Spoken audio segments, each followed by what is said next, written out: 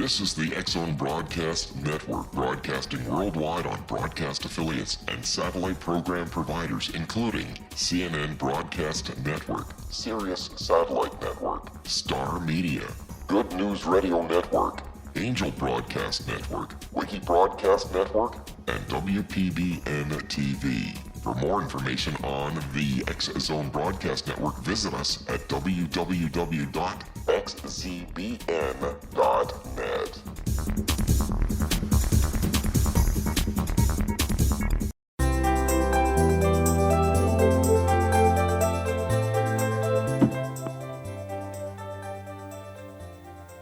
Welcome to Know the Name, Know the Genius in You, where in a single moment you can recognize your brilliance and change your life. This is a transformational hour that covers an array of topics that demonstrate how individuals use their native talents, as shown in their name, to look at the ordinary in extraordinary ways. Albert Einstein once said that everybody's a genius. Why would one of the smartest people on the planet declare that everyone is a genius unless he knew that to be true? I'm your host, Sharon Lynn Wyatt, creator of Namology Science and author of Know the Name, Know the Person. And in each weekly show, you'll hear the fascinating ways other people discovered the genius in them and what they were able to accomplish. At the end of each show, you'll hear clues on how you can recognize your own innate genius. So how does someone express their creative talents, and how does someone share those gifts with others in such a way that all benefit? Our expert tonight is Mark Juarez, who has developed his genius in the area of developing companies where the employees are happy to be there and the companies do incredibly well. Published writer, designer, teacher, certified masseuse, and avid cyclist, Mark established the Happy Company in 1992 with his personal savings of $22,000. Within 3 years, the company was earning $20 million and garnering the number 5 slot on the top 10 companies list for Northern California. It rose to the number 2 position on the top 10 fastest growing companies list in the Bay Area in 1996. Happy Massager, his flagship product, was the world's best-selling massage tool. Through the Happy Company, Juarez has invented and managed the development cycle of more than 100 products, trademarks, and copyrights. The inspiration behind his products was to introduce what he calls the caring touch to the world, and that touch extended him into the nonprofit sector. Well known for his ability to successfully innovate products with character, Juarez is living proof of 2 concepts. First, that it's possible to achieve the ultimate balance between profitability, business management, and social responsibility. The second, that there is no such thing as an impossible dream. Juarez overcame dyslexia and a disadvantaged upbringing with a strong belief that work is love made visible, and integrity comes before profits, ethics, which he incorporates into his company and everyday living. Through his travels, he's experienced firsthand the power of pursuing a dream that benefits others and the value of sincere gratitude. This became his greatest motivation to continually create and sustain a healthy and happy work environment in which everyone can work collaboratively together to succeed and thrive. Juarez is a regular guest teacher at prestigious universities such as Stanford, USC, Loyola Marymount, and San Francisco State University. He is also an internationally acclaimed public speaker to businesses and nonprofit associations worldwide. Juarez and his products have been featured in the Wall Street Journal, Time Magazine, and many, many others. Okay? And the other media outlets, I mean, they're just numerous, like the Atlantic Journal and the San Francisco Chronicle. I mean, there's just so many. Juarez recently published Charlie's Thinking Cheese to inspire community projects, healthier living styles, and cross-generational dialogues. And we'll talk about his current products as we get into this. Welcome to Know the Name, Know the Genius in You radio show, Mark. Thank you so much. It's so nice to have you here. First thing we want to know is, how did you discover your ability to create happy companies? I'm so sorry. Can you ask the question again? How Yes. did I Discover your ability to create happy companies? I mean, most of us just go after a dream, and if it gets happy, we're lucky, but that's not one of our goals. But that was really one of your goals. So how did you go about doing that the very first time around? Well, when I was young, and I started my first company when I was 11 years old. And by 12, I had a staff, and I was wondering what could I do with the staff. The first job I did was fixing up a house for my friend's grandmother, and I wanted to, but she had no money, and I really wanted to try to do it. As I started doing it, all my friends joined me, and I realized when I created a really happy atmosphere, it made a big difference. As I got a little bit older, I started. I'd worked on these jobs, but I decided I wanted to travel, and through the travelers, I recognized that I was searching for the meaning of life. Why do we work? What really motivates us? And what I realized is we don't work for a paycheck, or people that do. It's really sad. But when you have a purpose, when you have something that is much more meaning in your life, it makes a huge, huge difference. And I wanted to create a work environment where there was just that, where we could, where people had a purpose. And I wanted to find for each person that worked for me what that unique skill, what that unique purpose was. And once I did, people were fired up. They wanted to work, and they were really, really excited. And so that's kind of how I came to that. So how do you find within each person what their purpose is? I mean, I think there's so many employers out there that they say, okay, we want to know this person's unique purpose, but we would have no idea even how to go about finding it for them if they didn't know. How would you do that? I observed them. I looked at, I watched the things that they did well. And the moment I started complimenting them, as an example, my assistant had, who was really good at writing, but we were looking for an artist, and I was kind of drawing happy. And she's like, "Oh my God, you're retarded. Let me draw it for you." And she started drawing it. And I was like, "Oh my God, that's amazing." And that's kind of how it started. And with each person, I started to find what were their unique skills. What could they do that so much better than everybody else? And it was pretty easy to find when I was observing them. What did you find really motivates people, since you said it wasn't money? So what did you find is the motivator? I don't believe, you're right, money is not a motivator. There's a lot of science on that. And I don't believe that people work for money. They work for a sense of purpose. And when you find what that purpose is, it's so much more powerful. And that's, it's really, again, going back to finding people's purpose in life. Wow, what a gift to even help somebody find their purpose in life. Now, Mark, you know that at the beginning of all my shows, I always like to do everybody's name. Are you ready for yours? I am, yes. Okay, so your name indicates that you have a great imagination. You have fairness issues. You want the world to be fair, that you can stand up for yourself a lot easier than you can stand up for somebody else, because it's very important for you to make sure that everybody's being treated fairly, and yet you let a lot of stuff go off, slide off your back because you say it's not that important, or you could choke when you're going to stand up for your own fairness issues, and it's something that you've had to learn over time. And your name also indicates that you're a great provider. So I love this story that you turned $22,000 into $20 million in 3 years, because it so goes along with your name. Your name says, in other words, that you can make money easily. You're learning how not to let others take advantage of you. And so you're learning how to be a manifester and to manipulate things around to get what you want. And manipulate is not a nasty word in this case. It's literally, how do you make or create that which you're looking for and that you want.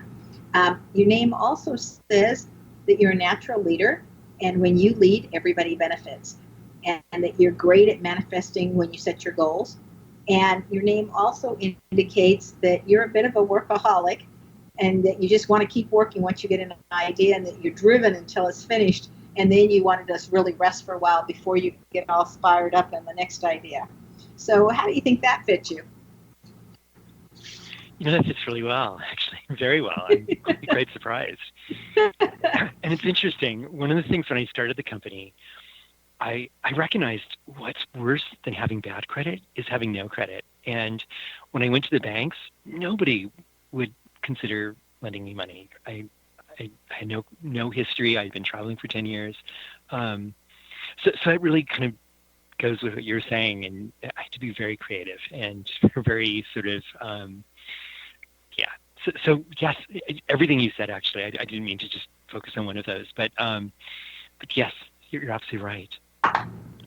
Well, when did you know, like at the very beginning, you started so early, with the house and stuff, but when did you know that you want to create a company and keep it going and provide jobs for others, which I happen to think is one of the greatest gifts we can give somebody, is to provide the opportunity of employment so that they can feel their own sort of self-worth as they're earning their own income. And I just think that's the greatest gift we can give. And so when did you know that you wanted to build a kind of company like this? When I first started working, which was when I kind of going back to when I was 11 years old, 12 years old, by the age of 12, when we were fixing my friend's grandmother's house and we were painting the house, we had music, we had we had so much fun doing it. And I realized at that point, you've got to make work fun. And there were so many people benefiting from it. Originally, everyone thought my friend's grandmother was crazy. What was she doing having a lot of young, I was 12 years old. What was she doing having a 12-year-old work on her house? They thought we were so incapable. However, by the time we finished her house, we put a new roof on. I painted the house. I put the roof on by myself. By that point, all my friends in the neighborhood wanted to join. And so we painted the house, we put new windows in, we redid the garden, and we had so much fun doing it. It didn't feel like work. And she was just so ecstatic. It completely changed her life. And all the naysayers who were coming and saying, are you crazy having this young boy work on your house? We're lining up, coming and saying, will you do our house next? And my approach was that I did the work, and I was like, I didn't want to be paid until they were completely satisfied. And I realized that was a great approach. And everybody was so excited. But it started with that. And then my father thought it wasn't a great idea that I run my own business, that I should work for some other people and get a better sense of what it was like to work for others. I would learn much more about business this way. And he was right. He was very wise. But it was through those jobs, through observing people, and then through traveling even more so. I met all these other travelers who just seemed a little more enlightened and asked, why do we work? What do we live for? What is, a lot of people don't like their jobs. And I thought that was so sad. And that's when I started to really observe the differences between people that love their work and people that don't like their work. And the people that That's love a their work. That's a great idea. We're going to continue that after the break because we need to take a break. Stay tuned to Know the Name, Know the Genius in You, which can also be heard on knowthename.com. After the break, we'll find out how Mark keeps his happy company happy.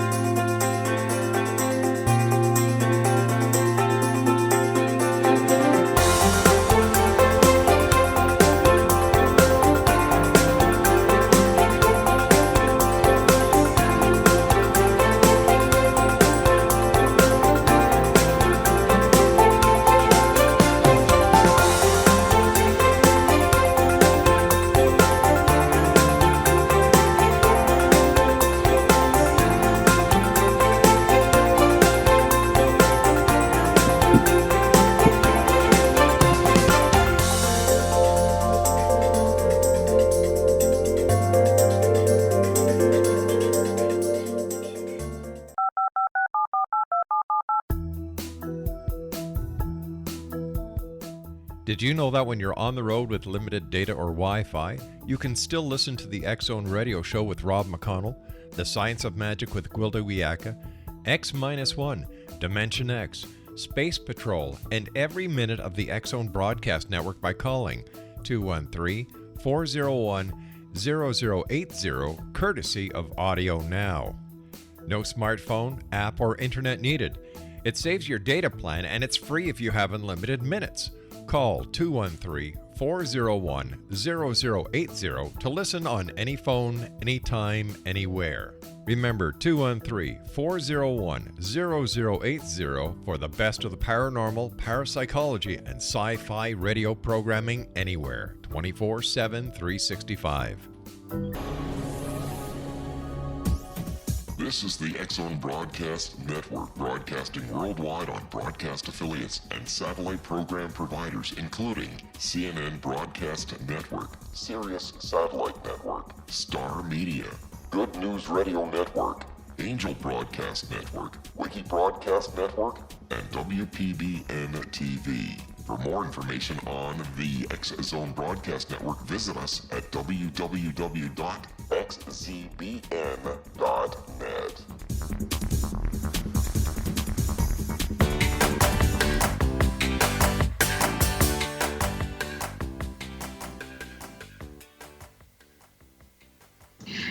Welcome back. I'm Sharon Lynn Wyeth, and you're listening to Know the Name, Know the Genius in You, which is being heard on xzbn.net and knowthename.com. Our guest tonight is Mark Juarez, and whose website is thehappycompany.com.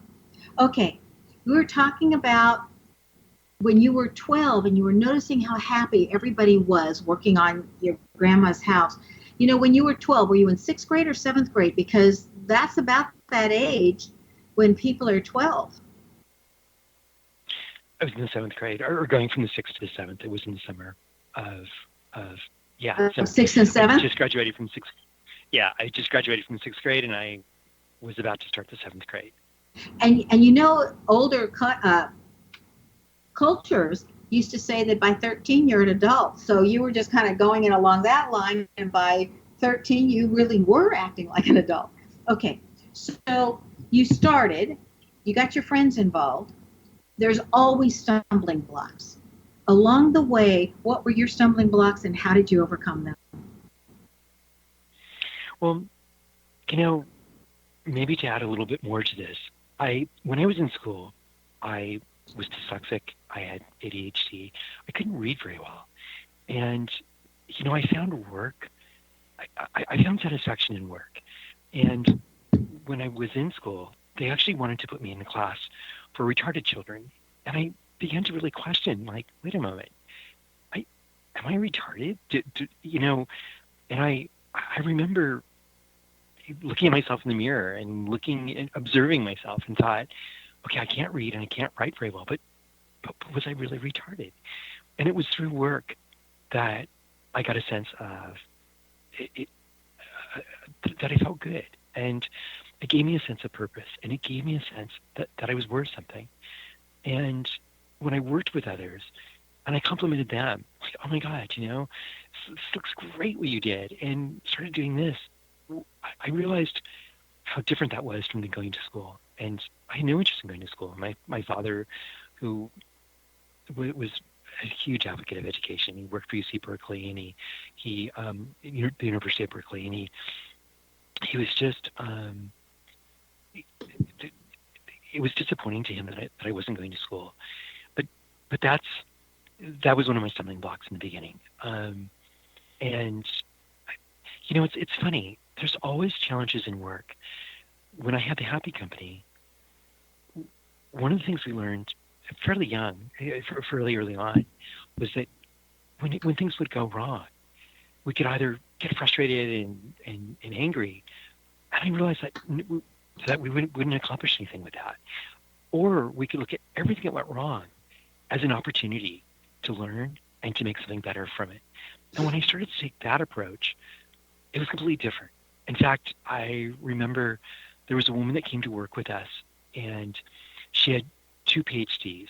She was a scientist, and we were developing a product that would typically take 6 months at least to do in cosmetic. And we brought her in because she had the science background that we were seeking. And I remember I told her what I wanted to do, and she looked at us like, "You're crazy. That's impossible. There's no way you could do this." And I'm like, "I know, but we're going to do it anyway. Are you on board, or are you going to pass?" And she said, "You're crazy," and kept insisting this. And I kept on saying, "I know, but I know we can do it. And if you would help, I would love it. I want you to work for us." And she said, "No, you're crazy." She got out. She walked out of our building. She got into her car, which I could clearly see right outside my office window. Put her key in, got in the car, and then she turned off the car, got out of the car, walked back in, and again said, "You're really crazy." And I'm like, "I know. So are you on?" And she said, "I'm on." And I said, "Great. We're going to do it." And she said it was the craziest 6 weeks she'd ever experienced in her entire life, but we pulled it off. We worked 24/7. We worked, just, I mean, insanely long hours. And we pulled off the impossible. And it was fun. And by the end, she said, again, it was the most exciting 6 weeks she had ever experienced. Later, I went to the doctors and they thought I had cancer. And I was like, "Oh my God." But they weren't certain. They said, "Come back in 3 weeks for testing." And I'm like, "Oh my gosh, I want it right away. I'm like, what do you mean wait 3 weeks? I want to know right now, and I want to come up with a plan for that." And they said no. And then I walked to the doctor's office and I got this idea. I knew an institute that really had a lot of success with cancer, and I thought, I'm going to go there. I'm going to do everything they said. And one of the things they said was that so I did. I signed up, and they said that it was impossible. There's no openings. And I said, "Look, I don't care if I have to sleep in my car. I'm coming." And they said, "No, there's a long waiting list." But I was really insistent, and I got in. I literally, they had called me on Saturday, or I called them on Saturday, right before the opening was, and they said, "Oh my gosh, there was just a cancellation, and we close in 10 minutes. If you can come here tomorrow morning, you're in." And I'm like, "I'll do it." I drove all night. I was there, and anyway, the first thing they said was that if you have an illness like cancer, not to think of it as a challenge, but think of it as an opportunity.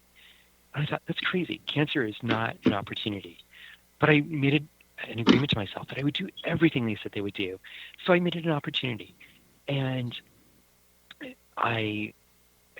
anyway, they went through that week, went back to the doctors 2 weeks later, and I envisioned that the doctor was going to say, "Oh God, we have no idea why we thought you had cancer, but you're okay." And that's exactly what happened. And now I'm just like so fired up. And I'm driving home and people cut me off and I'm like, "Hey, that's okay." And I'm usually a pretty aggressive driver. We usually wouldn't just say, "Oh, that's okay."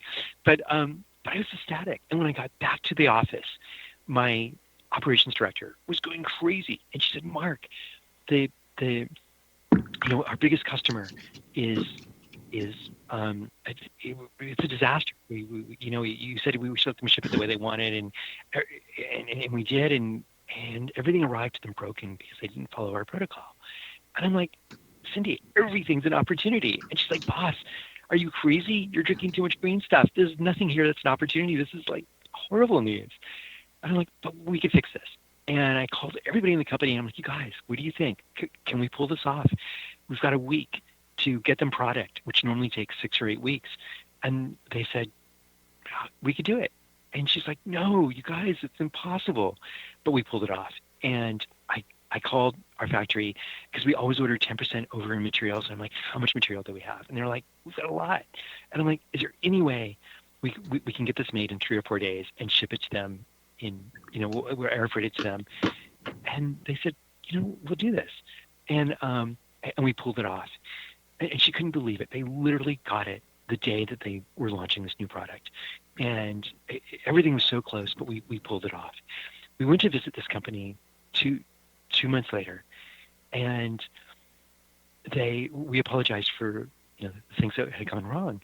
And they looked at us really funny, and they said, "What are you doing?" And I'm like, "What do you mean?" And they said, we went through all of our emails, we went through everything, and we realized it was totally our mistake. And you never once came to us and explained that to us. You always worked with us. And I said, well, we're partners. Of course we'd work with you. We wouldn't do it any other way. Well, the crazy thing was that they were so excited that they gave us an order that was, they wanted us to become to do all their OEM business. That was a huge, huge order. It was worth over $400,000. Now, the cost to get them this order to us was $33,000, which we completely absorbed. That $33,000 was, now we were getting an order that was worth over $400,000.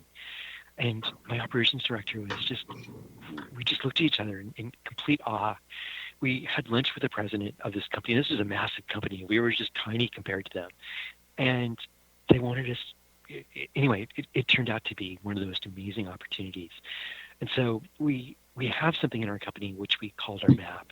It was our mission. It was what we aspired to as a company. It was an acronym, and it was our guiding principles. And at that point, before that, we had 7 guiding principles. We just added an 8th guiding principle, that everything in life was an opportunity. And our other guiding principles were things like integrity before profit. We believed that work was love made visible, that we were unstoppable. So when they came to us and said, when she said, we only have a week to make this product and get it to them, everybody in our company was like, of course, we're unstoppable. We'll find a way to do this. And that we were everything we did was environmentally friendly, and those are some of our guiding principles.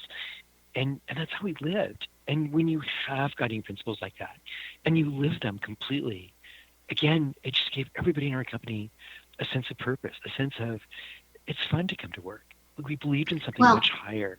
And so what I'm hearing your company did was you were given a great challenge, which pulled everybody together. So everybody put forth their best effort and made the impossible possible. So you had a common goal. Yes, you're absolutely right. And when you do that, it just fired everybody up. And that's just one example of so many. We loved it. And everybody in the company, customer service to us was everything. And when we could find outrageous ways to provide the most extraordinary customer service, we got really excited. And so those are just a few of so many examples we have of how you absolutely identified it perfectly. Yes. Okay, so what I want to know next, and we don't have a lot of time, so we've got about 1.5 minutes to answer this, and that is, weren't you a bit scared to begin working for yourself because there's no safety cushion, especially if you're investing your entire savings into a project? Working for yourself, did that create new challenges that was harder than working for somebody else? It's funny. I never thought of that. All I thought about was the end result. And when I started the Happy Company, I discovered the massager because my knees went out. And then I wanted to, I wanted to share with the world the importance of this massager, the importance of carrying touch. That's all I thought about. And how can I change people's lives with our product? It's funny. The Happy Massager, a lot of people mistaked the name for the Happy Messenger. And we felt that with every massager that we made, we were putting a message in, a message for what we stood for. We wanted to change people's lives. And, people copied us, but nobody could make the massager like we did because nobody would put the care and the pride that we put into it. I love hearing that, and I'll tell you why. And it's because my mother's food is marvelous. Oh my gosh, she's such a wonderful cook. And we asked her, why is her food so good when it's the same recipe as somebody else? And she said, because I add the ingredient of love while I'm making it. Okay, we need to take another break. Stay tuned to Know the Name, Know the Genius in You. This show's dedicated to taking significant risks and the keys to do so safely. After the break, we'll find out some of the different ways that Mark Juarez has assisted his people.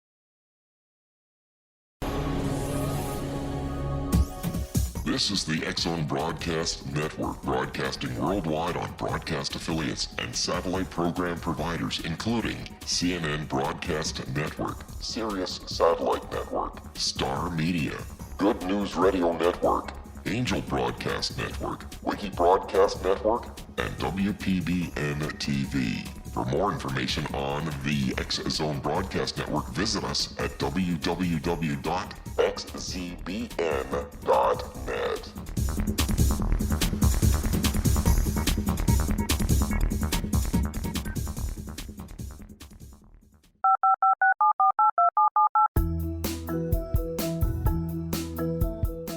Did you know that when you're on the road with limited data or Wi-Fi, you can still listen to the X-Zone Radio Show with Rob McConnell, The Science of Magic with Gwilda Wiyaka, X-1, Dimension X, Space Patrol, and every minute of the X-Zone Broadcast Network by calling 213-401-0080, courtesy of Audio Now.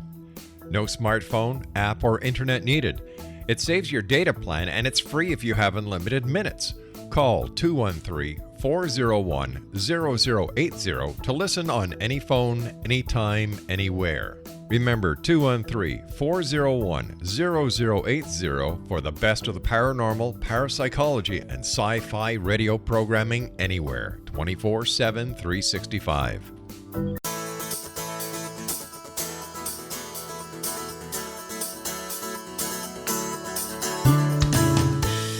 Welcome back. I'm Sharon Lynn Wyeth, and you're listening to Know the Name, Know the Genius in You. Our guest tonight is Mark Juarez, who can be reached via his website, www.thehappycompany.com.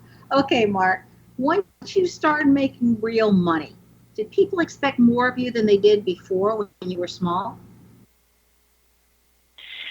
Well, I started making real money, I guess, right away, which is kind of interesting.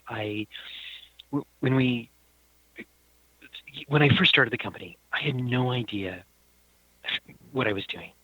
I went to 30 small boutiques close to where I was living. I was living in San Francisco.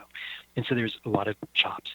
I went to the ones really small shops that I really loved, and said, I have this massager. I have no idea how to sell it to a shop like yours. I'm not here to sell you, but I'm wondering if you would give me some advice on how I might sell this to a store like yours, because I always loved your store. Well, what I found is that every company that I went to, as they sort of described it to me, they ended up selling themselves. They ended up, they got so excited about it that they were like, oh my gosh, I want to buy this. I'm like, really? And what was amazing was I went to 30 shops and all 30 bought. And my friends who understood sales a little bit better said, don't get discouraged. You might sell 1 out of 3 if you're lucky, but most likely you're going to sell maybe 1 out of 10. And I thought, okay, if I go to 30 shops, that means I would sell 3. And if it was only 1 out of 10, but I sold all 30, and I was amazed. But the more interesting thing was that they bought what they thought was a 6-week supply of massagers. And I didn't realize this, but in the kind of shop products we're doing, it's called open to buy, or in larger companies, it's called open to buy. So typically they would buy a 6-week supply because they would order, 8 times through the year. And every shop that bought it sold out in a day or a day and a half, because they would massage people, they would show it off. And I'm like, oh my gosh. And they explained to me how good that was. So then my mother suggested, why don't you take it to a big shop like Nordstrom's? And I thought, that's a great idea. So I took it to Nordstrom's, and I had no idea, again, where to do it in Nordstrom's. And I was walking around Nordstrom's, and this guy stopped me, or at the cosmetic counter. He said, you look completely lost. And I said, I am. I'm trying to figure out where I might sell a massager like this in your store. And he thought about it for a moment, and he said, in cosmetics. And I'm like, of course, that makes the most sense. And as I was observing the cosmetics, they were they're always trying to upsell. They're always trying to say, when you are buying something, they're like, hey, would you like to try our new lipstick or lip balm or eyeshadow or something? And I said, if you massaged people, they would feel much more comfortable. And as they feel more comfortable, they actually might buy more. And they said, really? Well, let's try it. So we did. And sure enough, people did. And suddenly, everybody in the cosmetic counter was like, oh my gosh, we got to have this. So they marched me to the buying office and explained what had happened. And the buyer was like, well, it's a long, lengthy process to buy products that usually take 6 months. And all the salespeople said, no, we want this like today. Well, before I knew it, she actually made an exception and they bought it. And it was right before Christmas, or right after Thanksgiving, rather, Black Friday. And she said, if you could get me 600, we'll give it a test in our San Francisco store. And I'm like, okay. And this was like on a Monday afternoon. I called up to my mother, who was helping me with this, and said, what are you doing tonight? And she's like, I'm not doing anything. And I said, well, I just got an order from Nordstrom's. It was a great idea. Do you think you could help me? And she said, okay. And she said, how many do you have to make? And I said, 600. And she's like, are you crazy? That would take a long time. And I'm like, but Mom, we could figure this out. You mentioned that you have a friend that just lost his job and that he was part of a group of people over 40 looking for work. Maybe you can call him and maybe he can ask people in his group and maybe we could figure out how to put together a work party. And she's like, okay, I'll try that. And she did. And suddenly, before we knew it, he brought a bunch of people. And I brought pizza and beer, and I made it fun to work there. And I soon turned her living room and dining room and back spare bedroom into a production. And we got it done that night. And we had so much fun doing it. We played music, and my mother's like, this is fun. And it's so we got it all done. I got it to Nordstrom. And everybody got paid. Amazing. And everybody got paid. Okay. And before we knew it, we got it in Nordstrom's, and she had bought 600 thinking that was going to last through Christmas. We sold out in a day and a half, and she couldn't believe it, the buyer at Nordstrom's. And before we knew it, we got an order. She wanted to put it in 4 stores, and she ordered 1,200 for the next weekend, and we sold out of that in a day and a half. And before we knew it, we had so many orders, and I never stopped making at that point. All the people that came to help, I said, you guys, do you want to like keep working? And they're like, yes. And before we knew it, we were in full production. My mother finally said, look, you've got to find a new place because you've taken over my entire house. My living room, my dining room, my spare bedroom, my garage. This is like you're not coming into my kitchen in my bedroom or bathroom. And I'm like, okay, we'll figure out something. And so I rented a small warehouse, and we were going like crazy. And so I've got a pretty big staff, and we're hiring people as fast as we can. And all the people that were like over 40 that I'd hired, they were great because they all had great business experience, and soon they were helping me build the company up pretty quickly. And now we're doing pretty well. And I thought, okay, Christmas is over. Maybe things are going to slow down in January. But it turns out that this was the best-selling item that Nordstrom's had ever seen in January. And because everybody who got it for Christmas were coming back to Nordstrom's and saying, we want to buy more of these? And their friends. And so it was doing very, very well. And so we were like, oh my gosh, this is amazing. And we were voted the best-selling item at Nordstrom's had seen. So then we got into the Body Shop, and the same success. Body Shop was doing so well with it. And the founder of Body Shop, Anita Roddick, had said, allowed us to sell it in franchise stores, but she wouldn't allow it in the corporate store. Well, we got into all the franchises almost immediately because our success, we were doing so well with it at Nordstrom's. And before we knew it, this was now right before Valentine's Day, and there was a television show. And in the television show, they were interviewing this woman who had just written this book on how to bring love back into your marriage. And in the book, she had mentioned the benefits of massage. And John said, and she was, showing how to do massage and was massaging John. And he sort of said, my wife, she massages me, and after 2 minutes, she said her hands are tired. And she said, oh, I just found the perfect product, this little wooden happy massager. I think I bought it at Body Shop. And she started massaging him. Well, before she knew it, he's like, "Oh my gosh, that's amazing! Where did you get that?" And she put it back in her purse because she wanted to talk about her book. But as she's talking to Lisa, John is just sitting there, kind of dumbfounded, and he's like pointing to his back, and he's saying, "Oh my gosh, that was like the most amazing massage ever." And I kept on asking her, where did you get this? And it was maybe only 45 seconds of actual, airtime and being shown, but those 45 seconds, and just his expression was so priceless that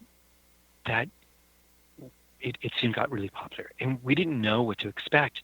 Somebody had called us and told us about it. And we were in this tiny, tiny office, 8 of us working. And we were like, oh my gosh, somebody had phoned us and told us about this. And we were like, what's going to happen next? And suddenly our fax machine went crazy. And we're like, oh my God, what's wrong with the fax machine? It kept spitting out this order from the body shop, like just constantly. And we're like, what's going on? And then my assistant looked at it and she said, wait, Mark, every order is different. It's not all from one body shop. They're all from different body shops. And they're not small orders. Because Body Shop was ordering originally 24, 48, maybe 60 if it was a good order. But these orders were like 600, 800. And we're like, oh my gosh. And soon we realized this is huge. Like we were not going to be able to, how could we make so many orders? And we all had to pull together and come up with a plan. And we realized our warehouse wasn't big enough. And we got this idea, what if everybody went home and made it? Like they can make it in their living room. And we could buy a van and we could deliver all the pieces. And at first everyone was like, well, no, we like coming to work. But I'm like, it's cold in the warehouse and we don't have enough room. And one girl said, well, could I come to work in my pajamas? And I'm like, yeah.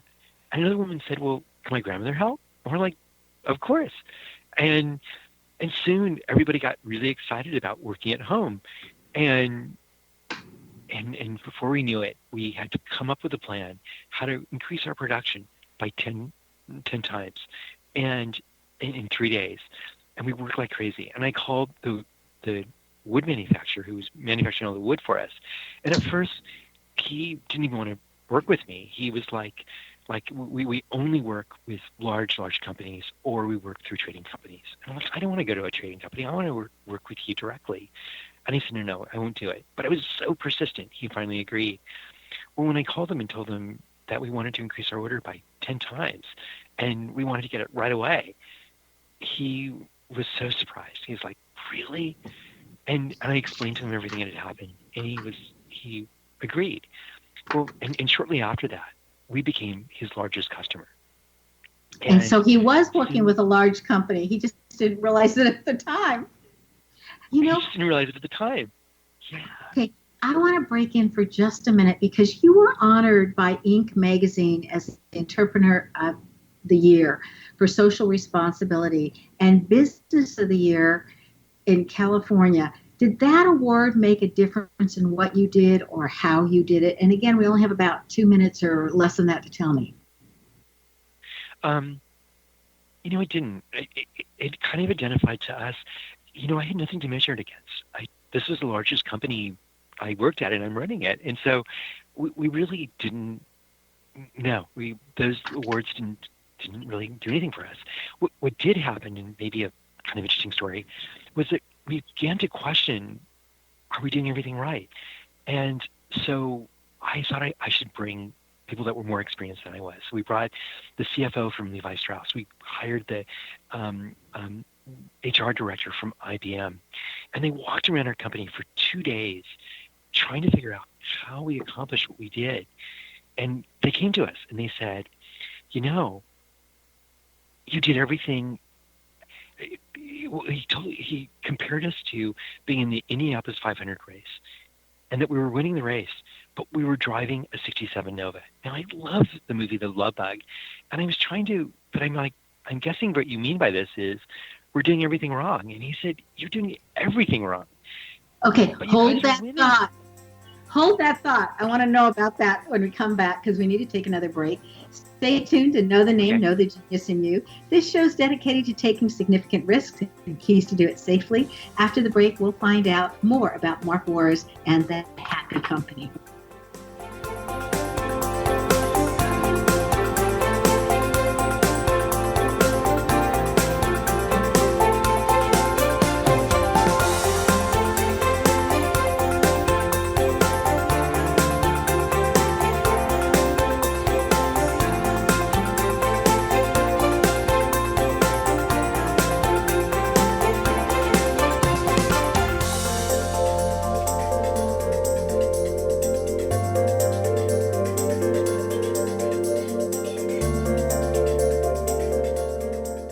The Earth is under ever-increasing pressure from untenable lifestyles and growing populations. Yet, viable answers seem in short supply. What if I told you there's an ancient form that can empower you to take charge of your life?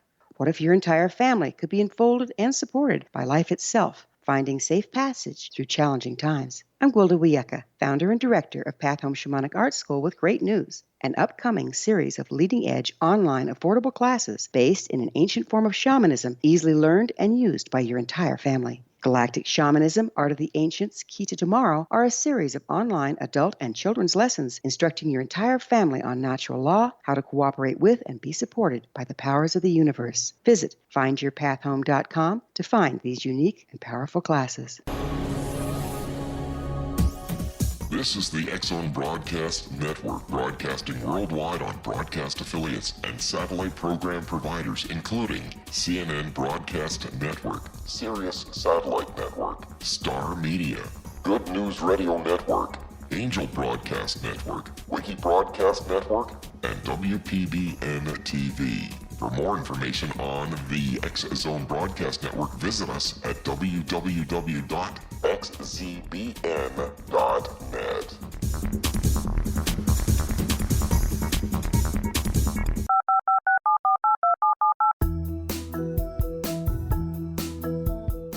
Did you know that when you're on the road with limited data or Wi-Fi, you can still listen to the X-Zone Radio Show with Rob McConnell, The Science of Magic with Gwilda Wiyaka, X-1, Dimension X, Space Patrol, and every minute of the X-Zone Broadcast Network by calling 213-401-0080, courtesy of Audio Now.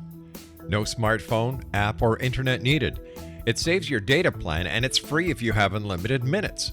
Call 213-401-0080 to listen on any phone, anytime, anywhere.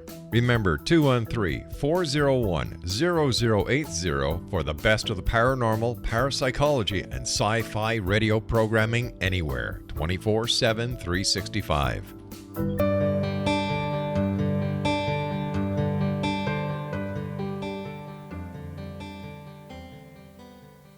Welcome back. I'm Sharon Lynn Wyeth, and you're listening to Know the Name, Know the Genius in You. Our guest tonight is Mark Juarez, whose website, thehappycompany.com, and he's taken his skills to a level where he's able to create large, highly profitable companies with happy employees that serve others gleefully and purposefully. Mark assists others who succeed with their ideas. Now, right before the break, we were talking about how you brought in all these experts and they said you're doing everything wrong, but you're winning the race. Now, how is that even possible? Did those experts really know what they were doing? Tell us that about this. So this goes back to people having purpose. This goes back to people having passion about what they do. And what they were saying was, we didn't hire the right people. They didn't have the skills that were required to do their job, that they didn't have the education that they should have had to do their job, and that they should not have been able to do the work that they were assigned to do. But I have this belief, because that's where I came from. I never did well in school, but when you have a passion to do something, it's unbelievable what you can accomplish. And when you work with a group of people where everybody, we weren't just a company, we were a community. We were so fired up. And to us, nothing was going to stop us. And so the people, I couldn't afford to hire really high caliber people. Um, but instead, I hired people that had passion and that believed they could do anything. And what I found was sometimes when you don't know what you can't do, you could be convinced to you could do anything. And that's what we did. And That's really inspiring. That's very inspiring. I mean, I'm thinking about kids in the classroom and how many teachers listen to this program and how many kids are distraught because they're not successful in math or science or passing their civics test. Or, I mean, I'm thinking about the 12-year-olds as you started and how discouraging it is for them. And I'm thinking, how do we bring passion back to doing it so they can figure it out even if they don't know the proper steps? Like, can they figure out the math problem even if they don't know all the formulas? Can they reason it? How would we bring that back? I mean, and I'm thinking about that and thinking how you've helped create so many companies or helped other companies to do what you're doing. It amazes me that in 2012, you put your highly successful company on hiatus so that you could regroup and plan your next wave of inventions. And you're now in the process of relaunching the Happy Company. So what are you going to do this time that's different than you did the last time? Do you have a new purpose, a new mission? I mean, what's different? what's interesting was, I only knew the Happy Company because that's what I did. And companies I've worked for, companies that I've created, I didn't know what it was like in other companies. And when we started to do research, I was surprised to find that 70% of companies, the employees are not happy. And I thought that was really sad. I couldn't imagine. We spend 52% of our time working. To be someplace where you're spending more than half of your time and to be unhappy is really sad. And I realized that it's not hard to create a happy company. And that we started then looking at what there are companies out there that help companies become happy. But when we looked at their methodology, it seemed kind of contrived. It didn't seem real. And there's a spirit, and they seem to have, well, maybe some people are doing it right, but the ones I saw, they seem to have missed it. And so as we were starting this new company, we thought, I want to go out there and share our secrets, our methodology, our techniques with other companies. And when you have engaged employees, when you have companies that are excited, the statistics are suggesting that they're way more productive, they make more sales, the products are so much better as it was in our company, that everybody benefits. The employer, the employees, and the customers. It's a win-win for everybody. And most things that you do in companies, what benefits one is usually at the cost of the other. It's either the employer that benefits or the employee or the customer. But it's rare that you could do something that all three benefit. And this is. And everything that we have come up with is a win for everybody. Okay, so what compels you to teach and share with other companies since you've got such a good thing going and you can keep it all to yourself? So why are you out there trying to share it everywhere? Because, I guess I look back, I feel like I'm on a mission. I feel driven that there's something so exciting to share this with everybody, because I would love to change the idea that instead of 70% of the people being unhappy at work, if we could change it, that we're at least 70% of the people were happy at work, or ideally everyone could be happy at work, we could change the world. And it's when you have something good, you want to share it. It just seems the right way of doing it. And okay, so you want to change the world. So my question for you is, your techniques and philosophy definitely work in the United States. Have you tried and tested the same things overseas? Do your strategies work worldwide? They do. It's a great question. Yes, but we modify them. As an example, When we had overtime in the Happy Company, one of the things I never wanted to do was to have forced overtime. When we got a big order, I went out to the floor and I said, guys, we got this amazing order and it's huge, but they want it right away. What do you think? Can we pull this off? And everybody in the company volunteered to work overtime. And I'm like, seriously? Oh my gosh. So I was so moved by this. We went out and we bought pizza, we got beer, we turned on the music, and we turned it into a party. And everybody said, oh my gosh, if this is what overtime is about, count me in. This is really great. And a side note on that, we also had a thing on Monday mornings where everybody in our company met, and every department was set up as if it was its own department, as if it was its own kind of business. By this, we could kind of measure the success of each company. And on Mondays was an opportunity to brag about how well each department was doing. Well, it was also a time, if you had a challenge, you could bring it up. And so our CFO, Bill, he had said, who joined us in our in the party as well, and he had so much fun. But he said, gosh, when I went home that night, my wife was a little upset with me. And we're like, really, Bill, why? And she said, well, she thinks I'm having an affair. And we're like, he said, I came home and I had beer in my breath and pizza all over my shirt and I was so happy. And she thought, you're not working. You must be out. You must be seeing another woman. And he said, no, seriously, I was at work. And so we thought, what if we could invite our family and friends and to these parties. And everyone said, oh my God, that'd be great.